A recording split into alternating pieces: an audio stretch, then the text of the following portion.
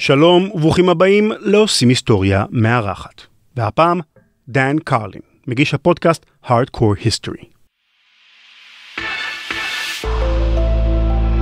רשת עושים היסטוריה. רשת עושים היסטוריה. רשת עושים היסטוריה. Tranquility Base here. The Eagle has landed. עושים היסטוריה עם רן לוי.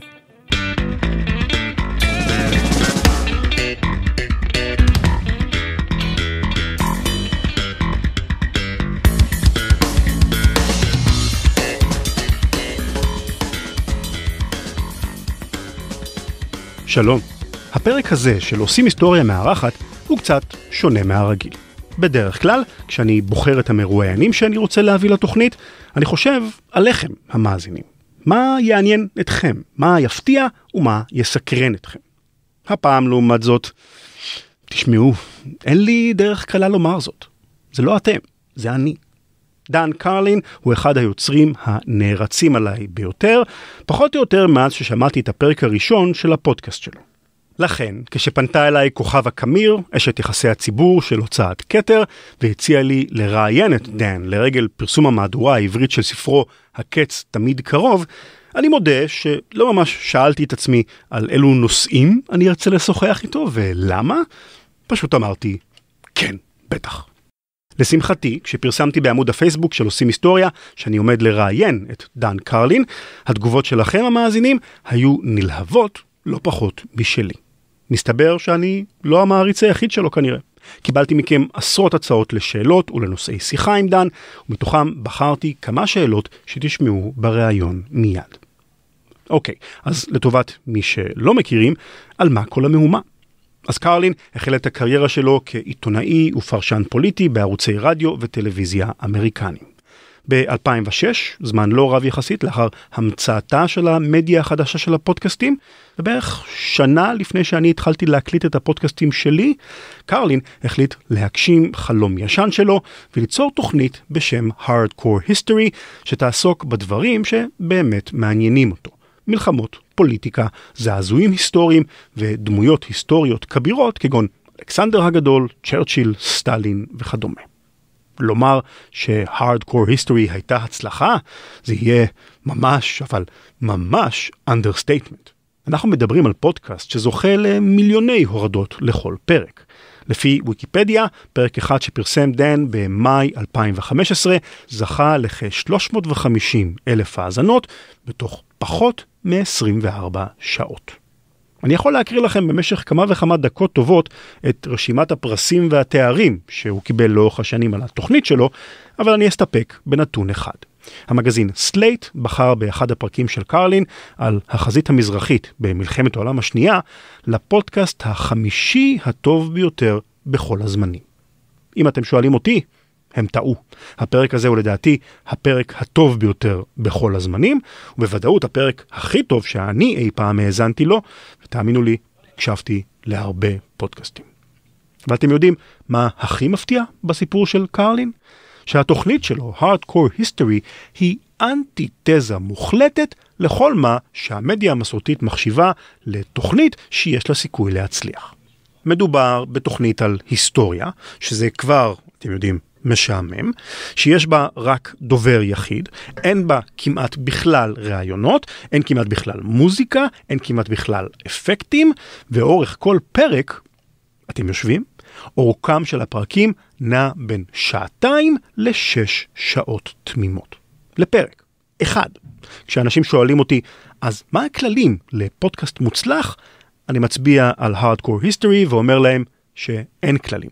צריך פשוט לספר סיפור ולספר אותו טוב, וקרלין לדעתי הוא אולי הסטוריטלר הטוב ביותר בעולם כיום. אז בשיחה שתשמעו מיד, שוחחתי עם דן על הרעיונות שבבסיס הספר החדש שלו, על איך מספרים סיפור היסטורי טוב, על האהבה שלו להיסטוריה, על בחירת הנושאים שלו, וכמובן שגם שאלתי אותו מתי, אם בכלל, יעשה פרק של Hardcore History על אחת ממלחמות ישראל. האזנה נעימה.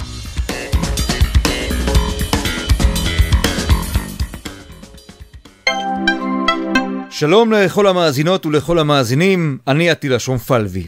הנה עובדה, בכל שנה יותר ויותר חרדים מצטרפים לתנועת היוצאים בשאלה. הנה עוד עובדה, הקושי הוא אישי, ולא פוחת ככל שהתנועה הזו של היציאה בשאלה גדלה. איך אני יודע את זה? הפודקאסט החדש של עמותת הלל נקרא יוצאים בשאלה.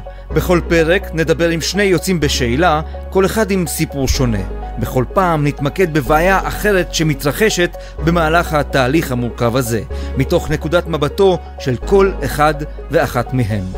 חיפשו בכל אפליקציות הפודקאסטים יוצאים בשאלה, ואני מבטיח לכם שכל פרק ישאיר אתכם פעורי פה. יוצאים בשאלה, הפודקאסט של עמותת הלל.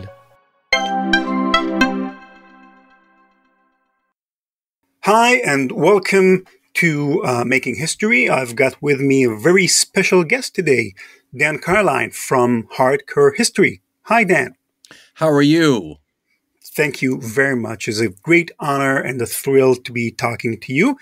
And the occasion of our conversation today is because the Hebrew translation of your book, The End is Always Near, has just recently been published in Israel. I read it I think I finished it like in straight 5 hours, non-stop reading. It was fantastically great. And we'll talk a bit about your book and like the ideas and why you wrote it. And then we'll maybe head on to more general questions. And finally, questions that the listeners of Making History have sent to me to ask you. Sounds fantastic. Great. So the first question is, why write a book? I mean, you're a well-known podcaster, very, very successful. What does a book offer to you as a creator, as an amateur historian who writes about history that the media of podcasting does not? Well, I think that's a great question. I think it explains why we didn't write a book even earlier. Also, because I think when we talk about one's own personal strong points and weak points, I'm a verbal person. And so, as a matter of fact, one of the things I always say I learned from the book a little bit is my weaknesses in other, I'm a newcomer when it comes to writing a book. And it was weird to feel like such a newbie compared to, at this point, I've been a person whose verbal skills have been something I've been honing for decades and decades and decades. It was very strange being sort of a rookie, as we would say here again. But I had people for a long time convincing me we would be able to reach new audiences and people. One of the things especially that we get asked about are foreign translations. So people would like to either record my shows in a foreign language or have transcripts that are translated to a foreign language. And that's never been possible because, well, first of all, if you ever read a transcript of my shows, they're embarrassing. I mean, they don't even, they're not even complete sentences. I mean, they really don't transcribe well. And then it would be very difficult, I think, for somebody else to record my voice in their voice and have it come out in a way that we were happy with, and who would check it? I mean, you'd have to have people in all the different countries that wanted your work in another language checking the work. So it was too difficult to do. And one of the arguments that the book publishers made is that this would open avenues for people who don't speak English or don't speak English very well to access your work. So a perfect example would be a book that comes out in Hebrew. And so that was the argument that was made at the time. And it's a good one, but I will say that it is a very different challenge than doing a podcast that's just audio. Okay, so on to the book itself. The End is Always Near focuses, as the title suggests, on the various ways in which our civilization can come to an end. Why choose this topic in particular? What's in the apocalypse that kind of fascinates you personally? Well, it was a bit like that psychological ink blot test for me to try to figure out what to do the book on. And I had editors and agents and a whole lot of people, once we signed the book deal, helping me, because as I had started off the conversation, I'm a newbie, I'm a rookie, I haven't done this before. So they were trying to help me find the path, because people who write books all the time know how to do this. And one of the things that they said to do was they said, well, get out all the shows you've ever done and look at the subject matter that you've chosen and try to find threads that connect the subject matter. And one of the things I always like to ruminate on a little bit, and I've boiled it down to a little phrase, but the phrase was, are ruins a thing of the past? So are big cities lying in ruin something that is something we're not going to see anymore? Or is that a normal part of the human existence? Will people 500 or 1,000 years from now be picking through where we used to live, opening up our graves and testing our dead? And so it stems sort of from this fascination. We also use I say Twilight Zone because I think Rod Serling of the Twilight Zone actually wrote the scene from Planet of the Apes, the movie. I love that scene where they see the Statue of Liberty sticking out of the sand. And to me, that symbolizes something, right? That same thought, could our society ever fall into ruins? Or the question I always ask is, do you think our society will ever end? And I liked the answer either way. If you say, yes, it's going to end, that's fascinating. If you say, no, that's a cycle of history that's done now, and it's never going to end again, that's fascinating too. So that became sort of the fork in the intellectual road that powered the idea behind the book, if that makes sense. Yeah. Actually, I had an interesting conversation with an archaeologist, and I asked him, what will be the things that will survive 5,000 years from now?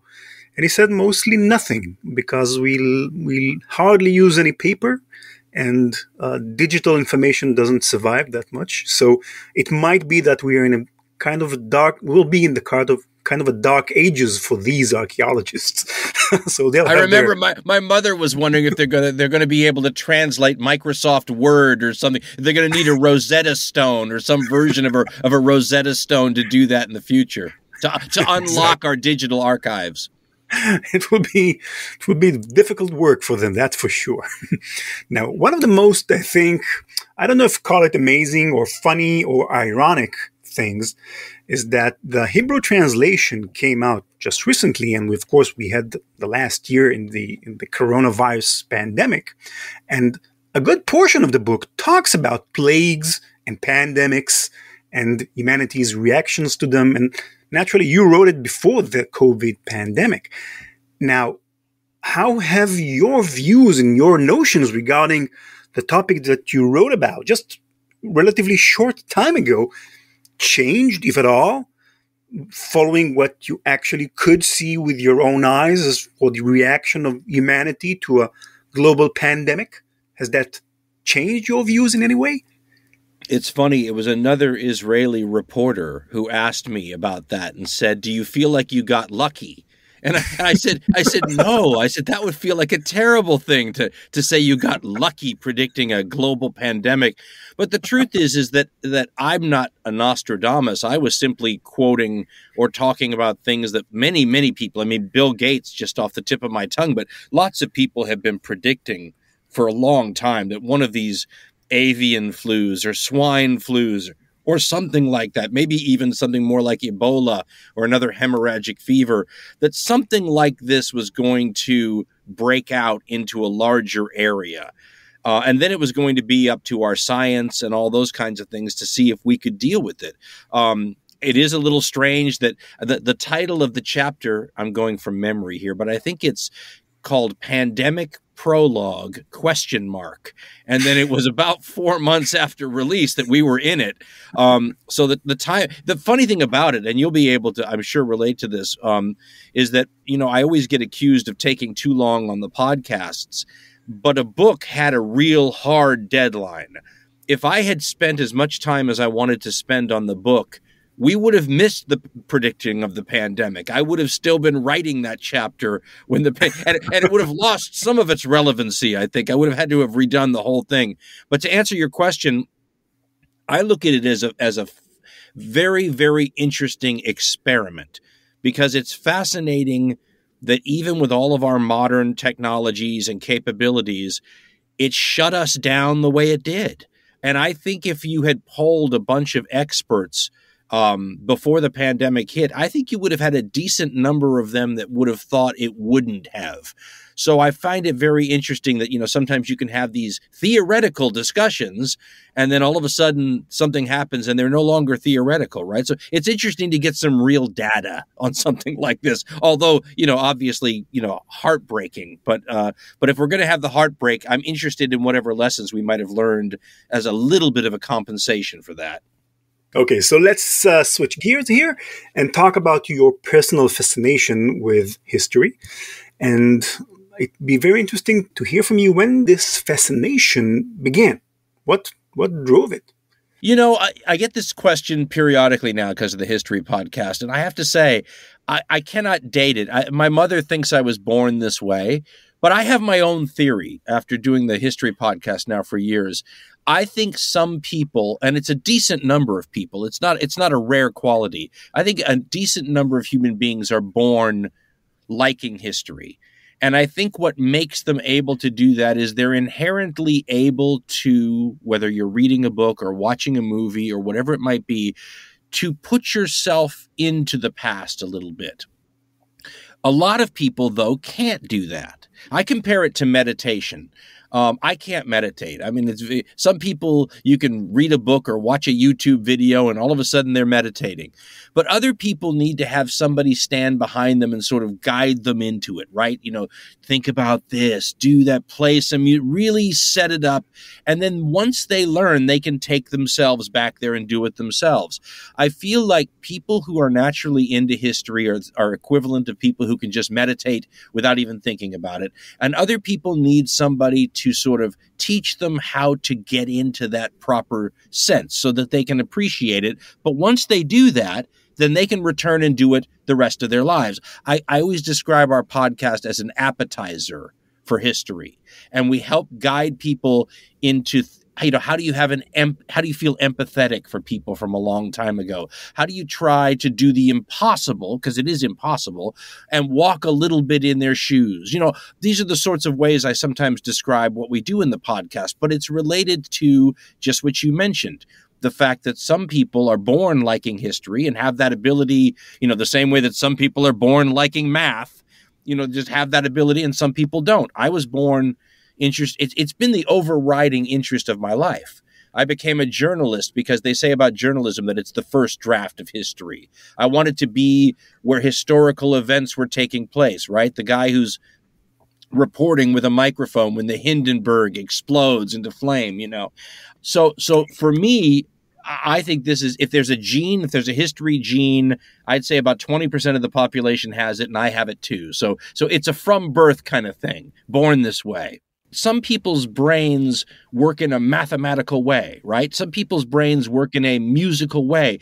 For me, the way I organize reality is in a linear sense, right? This happened, then this happened, then this happened. And I thought that's how everyone did it until I met a computer scientist who was a genius. But we would talk, and I realized that he comes at everything from a very different vantage point than I do. His brain is literally processing reality through a different lens than mine is. And that's when I realized, okay, so I'm doing a history show for both people like myself, but also people that need a little mathematics explained or a little music explained so that they can understand it better. And then I've found that once you give them the way, you teach them to meditate, they don't need you so much anymore. Then they can pick up the books and relate and learn how to empathize and get a sense of that. So I mean, I feel like when I'm talking to other history people, that I'm speaking to people that are just like me. And then when I'm speaking to the math and the computer science and the music people, that I'm translating sometimes a little bit for them. I do think that history is something that I think it's easier for people who are into history to get into other cultures, because I think if you can't get into other cultures, well, the entire historical world is another culture. Even your own society 50 years ago is another culture. So I think there's definitely some cultural, some ability to relate to very different cultures, but I wouldn't call that imagination. Empathy, though, might be something that's involved. Last year, you took part in an innovative virtual reality production. Very interesting to learn about such a new project. So what was this project about, if you can tell us, if you're allowed to? And, as a follow-up question, what have you learned from it? What are the advantages, if any, of virtual reality for creators and, teachers in general, perhaps? Well, I'll tell the story here. I don't think I've ever told the true story of how I was introduced to virtual reality, but I want to make sure I give credit where it's due. But it's going to sound a little like name dropping, so I apologize. So it was music. It's a famous music producer named Rick Rubin who introduced me to virtual reality. Rick is one of these people. I don't think I've ever met anybody in my life, and I don't know where he finds the time, who is so up on the latest creative projects and things people are doing and different ways to express yourself artistically. I've always called him, he's sort of a creativity amplifier. And I remember he said to me one day, I want to show you something. And he took me over to this guy's house, who's a very famous person in the virtual reality field. But this was before anybody had the systems at their house or anything like that. And he took me over to this guy's house, and they put the goggles on me and the whole thing. And I remember walking out of the house with Rick afterwards, and he said, "What are you thinking?"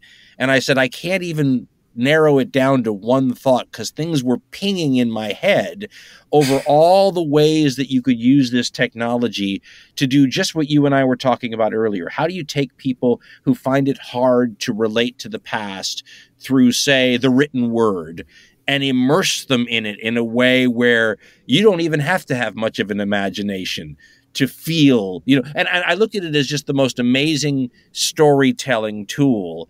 And I don't think we've yet even scratched the surface of what it can do. I mean, I remember the guy whose house we were at explaining to me that eventually they're going to remake all the greatest movies of all time in virtual reality. So try imagining Star Wars, but instead of seeing it on a screen, you're in it. Things like that. But it was all about this idea of ways to tell stories in a more immersive sort of context.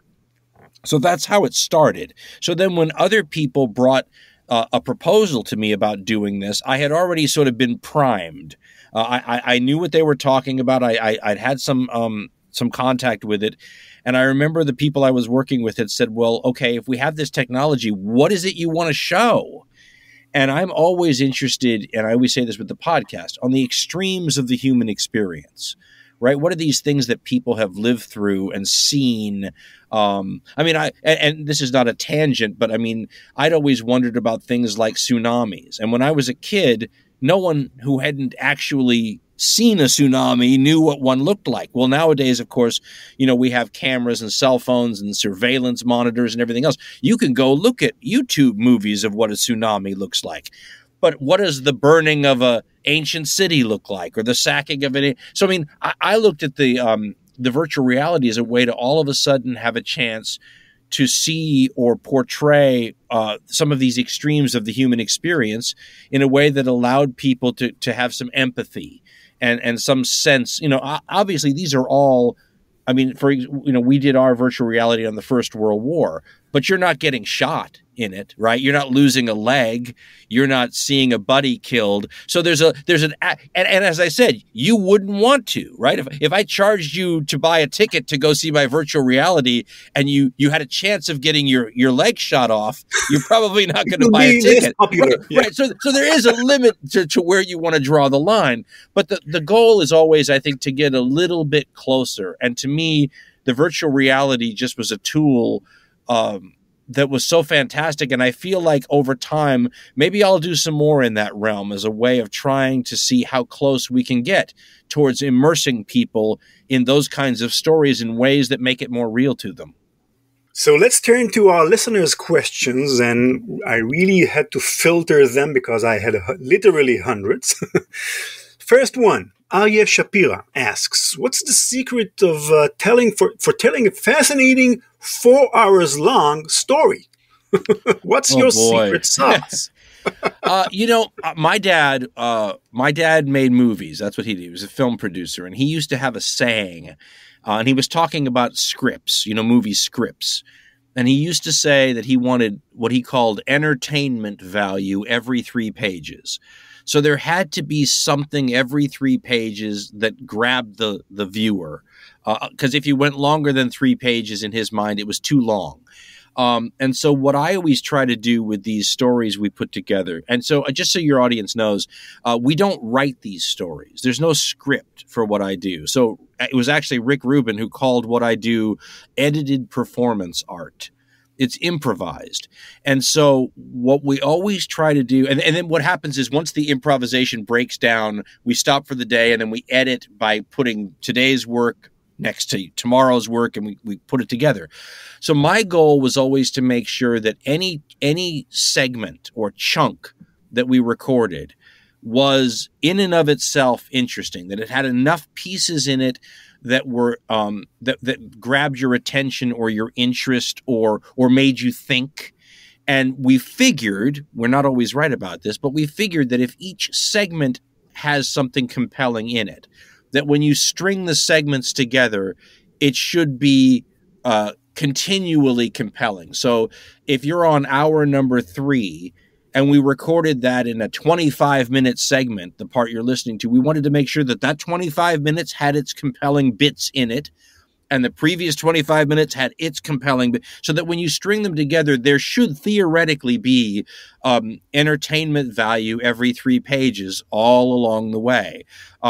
So I can't say that it's a formula necessarily, but I do feel like when I listen sometimes to playback, if we go too long and my mind is wandering or I'm all of a sudden disinterested, that's a segment we throw away, that something went wrong there. So we do have to continually monitor to make sure that we're not going too far between compelling or emotionally invigorating. I mean, I want your emotions to be involved. And so I try not to get in, when we have periods of narrative history or expositions, either I break them up with things that touch other buttons in your psyche or soul, or we interlace them. I always compare it to like making a rope, where you have multiple strands that you're weaving together, and one of those strands has to be your emotions, and another strand has to be your intellectual stimulation.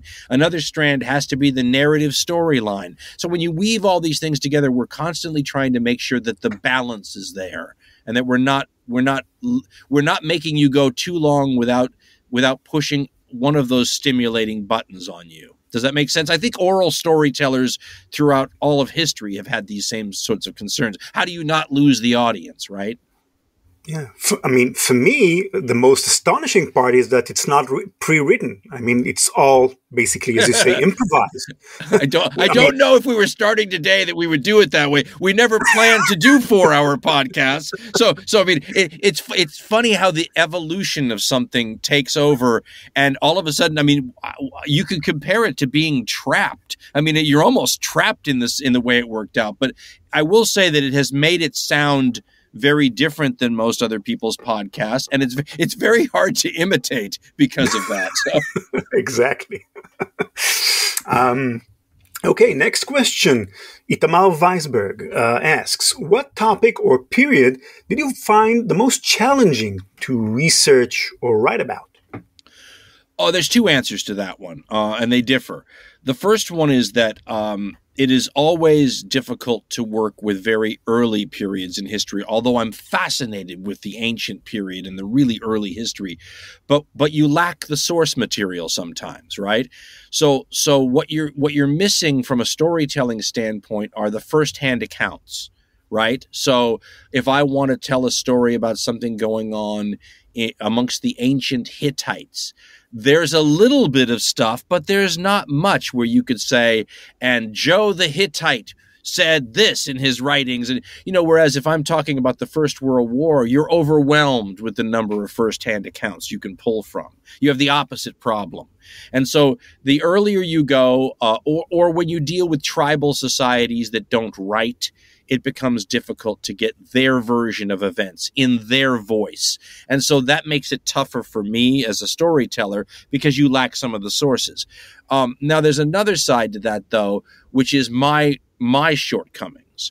So I'll often get people who will say something like, why won't you talk about 17th century India? I would really like to hear you talk about 17th century India. And I have to tell those people, I would love to talk about that, but I don't know enough about it, and I can't learn enough about it between shows. So all the subjects that we've talked about are things that once upon a time I was very interested in, and I built a foundation of knowledge so that when we decide to talk about it in a podcast, I can begin to build new knowledge off of that already existing foundation, right? I can update my information because history is always being refined, reinterpreted, updated, and I can begin to build outward from that. And so the toughest things for me are things that I don't already have that foundation, or my foundation is incomplete.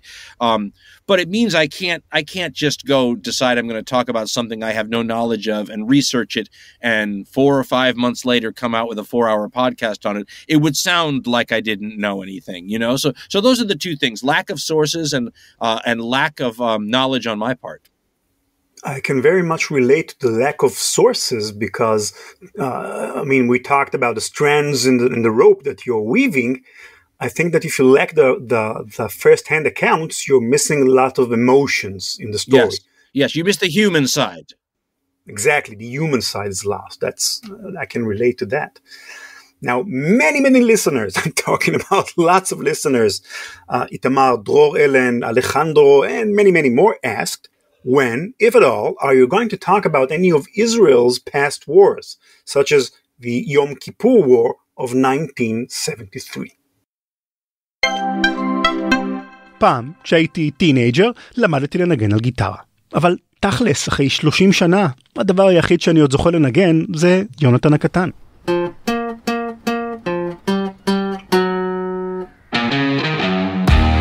היום, אחרי כמה וכמה שיעורים פרטיים בטונליין, חזרתי לעניינים. הגשמתי חלום, והיום אני מנגן ומופיע בלהקת רוק. שלום קיסריה! אדוני, זה ארומה פה. אתה רוצה להזמין משהו? טוב, יש עוד כמה חלומות להגשים. אבל ברצינות, טונליין פיתחה שיטת לימוד ייחודית בשם לימוד היברידי, אידיאלית לאנשים עסוקים כמוני. שיעורי אונליין מקוצרים בני 30 דקות, למידה עצמית מחומרים כתובים ושיעורי וידאו מוקלטים. השיטה של טונליין פתחה לי ולעוד מאות תלמידים כמוני דלת קסמים נסתרת לעולם הנפלא של המוזיקה. אז אל תוותרו על החלום שלכם. חפשו טונליין בטט בגוגל, ספרו להם שהגעתם דרך רשת עושים היסטוריה ותקבלו שיעור ניסיון בחינם, ואם תרשמו גם מתנת הצטרפות מדליקה. יש גם תוכניות מיוחדות לילדים בשילוב אפליקציות משחק מובילות וללא תוספת תשלום. טונליין, מגשימים חלומות לאנשים עסוקים.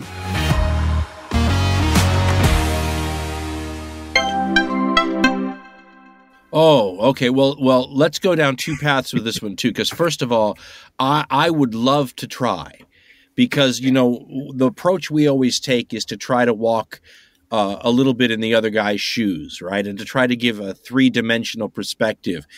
And it would be an interesting experiment to see if I could pull that off with something that is still got so many sides to the story, and that those sides are so emotionally charged. Let me compare it to something. I often hear from Irish listeners who want me to talk about the period in Irish history that's called the Troubles, which is struggle against the British. I was trying to figure out the right terms to use.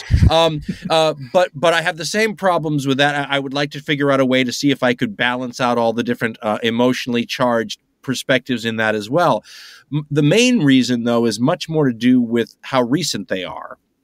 If you look back at my catalog of shows, and I'm going from memory here, so I could be wrong, I think the only show where we came up that close to modern times was we had done the early history of nuclear weapons, and we took it up to the Cuban Missile Crisis. So that's early 1960s, but that's as far. A lot of Americans want me to do the Vietnam War, and we haven't done that yet for the same reasons. It's so recent, so that you get to two problems. One is that you don't have enough, and this is the classic history problem, right? You're too close to the events. You haven't had enough time for things to be worked out. and you're dealing with a balancing act here. The balancing act is you want to be far enough away so that the emotions have cooled enough so you can have a sort of a dispassionate view of an event. At the same time, the very fact that it is a dispassionate view takes you away from the emotional feelings of the people in that era, right?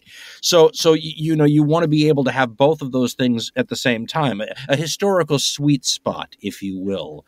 In answer to your question, I think I would like to try, and I think the late 60s, early 70s is probably an era we could fool around with and see how it goes, because it's a challenge. But it's not that I'm deliberately ignoring those. Those are actually some of the most interesting times to me. And we're getting up to the time period, as you had said earlier, where I'm actually a conscious human being with some of these things in my memory banks. So that brings me other things that I can potentially draw on and add to the story with. But there's no conscientious decision to avoid these things.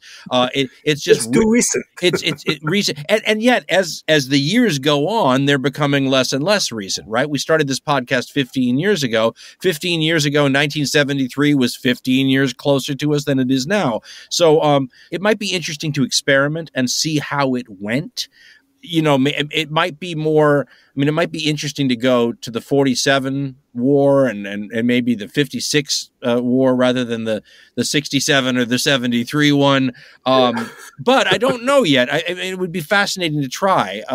Like I said, I would be interested to see if using our standard techniques here, we could do it in a way that people appreciated. I'm not sure we can. It's one of those sorts of topics. It is interesting, though, once again, to relate it back to something we spoke earlier, that this is such a global medium. When I used to be on radio, if I wanted to talk about some news that was going on in Iran, the worst thing that would happen to me when I got off the radio is I might have a call from somebody who used to live in Iran who would tell me I got it all wrong. If I do that today, I'm going to get 150 emails from Iranians living in Iran right now saying I got it wrong. So it does provide an interesting level. There's no escaping. There's no escaping. Maybe everywhere. Yes, maybe that's the best way. You're doomed maybe with some of these topics. So, Amnon Carmel asked, in your podcasts, you often talk about periods of great change, such as the fall of the Roman and British empires. Looking around us now, do you think we are witnessing such a period in history, aka the fall of the great U.S. empire, for example? I think that's a great question. And I thought about it a lot, and I don't have like a one answer for that. I'll say this: sometimes societies can't fall unless somebody pushes them. So if you think about, I can look back on history and see certain societies that probably could have been extinct had there been someone strong enough to destroy them, but because there wasn't, they continued. When I was a kid, I don't think they teach it this way anymore. When I was a kid, they used to say that Hellenistic society had become stale, right? That was the way they described it, sort of stale, non-growing, non-transforming, and that the Romans, by essentially ending that age, opened up the door to transformation and new things and novelties and all that. I would suggest that if you use that sort of a criteria, the United States can't fall unless there's an internal revolution from within or an external conquest from without. I don't see external conquest happening. The other possibility is perhaps possible. I would say this, and let's call this a theory in progress, because as you're watching reality unfold in real time, we don't have the benefit of the 50, 75, 100 years that a historian would like to write a history. It's more the first draft of history of the journalist. But here's what I think I see. I think I see transformation in the U.S. system. And I think it is a multi-decade-long process. One of the problems I always have with the discussion of politics here in the U.S. is everyone thinks one or two presidential administrations in the past, and that's as far back as they go. But many of the trends here in the United States, I think you can trace to the Second World War, maybe even the first, but certainly the second, which created the U.S. as a global superpower, and us trying to deal with everything that implies. It's changed us domestically an awful lot, and I think you could perhaps tie in even the riots or the insurrection at the U.S. Capitol several months ago to this unraveling. I would say that even the Second World War and the discovery of the atomic bomb changed the powers of the U.S. presidency, changed the balance in our constitutional history from one where we had three branches of government that are supposed to be co-equal branches to an extra strong presidency. They wrote a book about it in the late 60s, early 70s called the Imperial Presidency. I think you're seeing the last 4 or 5 decades and the effect that it's had on our political system changing the United States. I don't think we know what it's changing it into. Maybe we'll look back on it down the road and say it was a positive thing, that it changed it into something that better fit the needs of the 21st century and our needs now. But of course, as a history fan, I'm inclined to look at it a bit more negatively and suggest that we're seeing an unraveling. And since Americans, like most other people, romanticize the past, yours truly included, I think we're losing something. But I don't know what it is we're losing, and I don't know what it is we're gaining in trade-off for that. I think, though, that I don't know if I would call it in the old terms of rising and falling. It depends on your conception of what we lost and what we're gaining. But I certainly think, and listen, to say that the U.S. is transforming is a bit silly because every society is transforming all the time. But I think in major constitutional ways that open up the door to all sorts of, let's call it potential disorders or dysfunctions or, that insurrection that you saw at the Capitol recently, I don't think would have been possible to imagine 25 years ago. So I think the fact that the changes that we're undergoing, that are decades-long changes in this country, have opened up the door to something that would have been unimaginable before. Go look at the Roman Republic's history, though. They saw a similar thing. All of a sudden, you had generals with Roman troops marching on Roman cities and killing Roman citizens in ways that were appalling. But a generation after that, everyone was unfortunately quite accustomed to it. So I would say that the U.S. is involved in a multi-decades-long transition, the destination of which is unclear. Very interesting. I would have thought that you would mention the internet as a kind of force driving towards a kind of rapid change, maybe too rapid.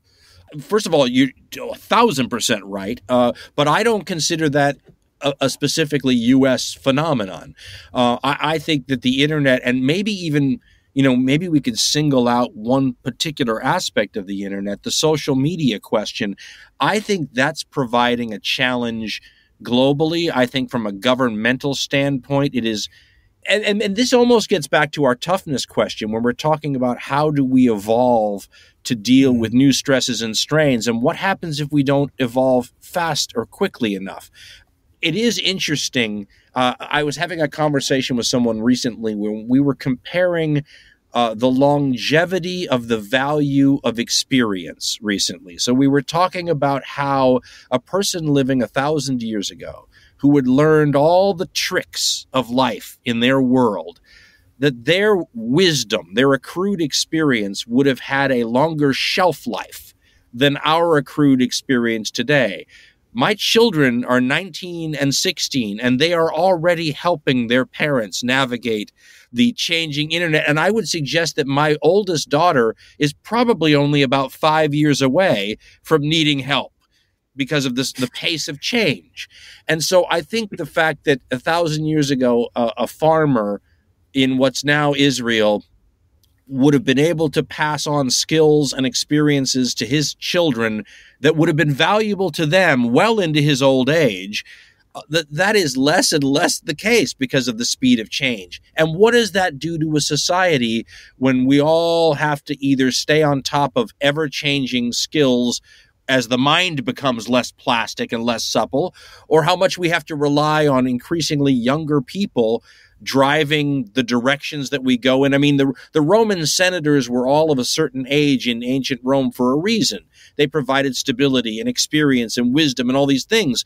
Well, what happens if those people are out of touch now, and the modern equivalents would have to be, if we wanted the right people in there, 25, 24, 23, 22. It reminds me of stories I read during the Black Death, where they said that so many of the experienced older people were dying off that all of a sudden you had teenagers in positions of authority and whatnot, because that was what was left. So, so to answer your question, yes, the internet's the huge thing, but that affects us all equally, I would think. Maybe not North Korea. Nothing affects North Korea. That's right. North Korea is insulated. No, but you're totally right. I think the thinking about the older generation of people who should be leading us being out of touch is something that maybe lots of people don't take into account. Oh, if I gave you the ages of some of the most powerful U.S. political figures, they're definitely in the Alzheimer's age group. I mean, we have a lot of octogenarians, and the president's not an octogenarian yet, but he's about 2 years away from it. A ton of the important senators and congressmen are. I think 100 years ago, that probably was less of a problem than it is now. But they're all making legislative decisions on technology that they do not use or understand daily. Yeah. The pipes of the internet. I remember the famous... The pipes of the internet. The pipes of the internet. That's right. That's right. How funny.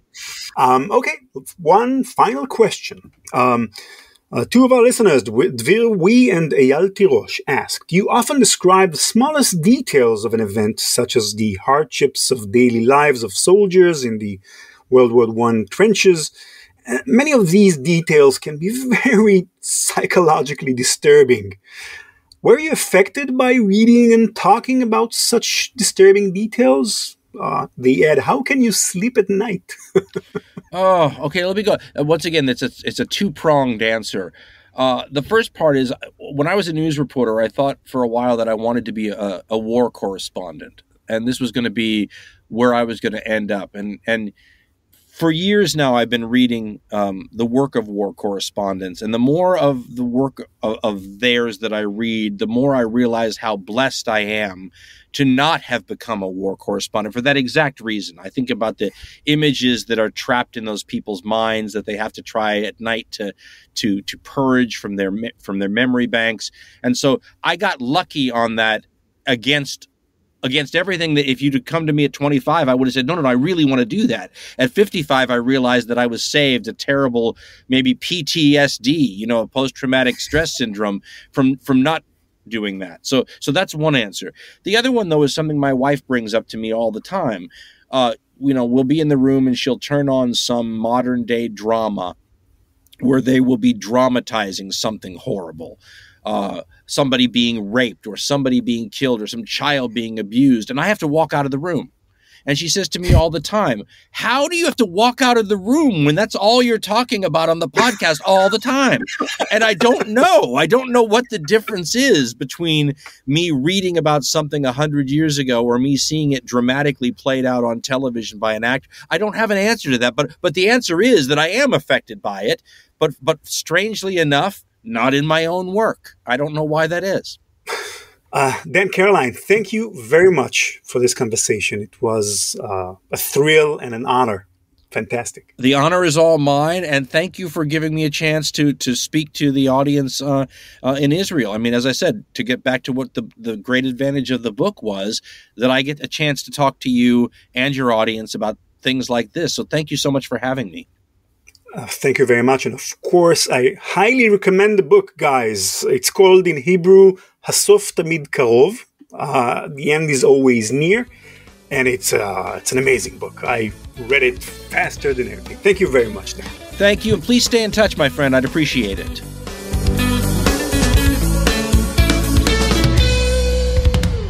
In this house, we obey the laws of thermodynamics. לפודקאסטים נוספים ולהצטרפות לרשימת התפוצה של התוכנית, בקרו באתר הבית של רשת עושים היסטוריה, בכתובת ranlevy.com. או הורידו את אפליקציית רשת עושים היסטוריה שבחנות האפליקציות של אנדרואיד.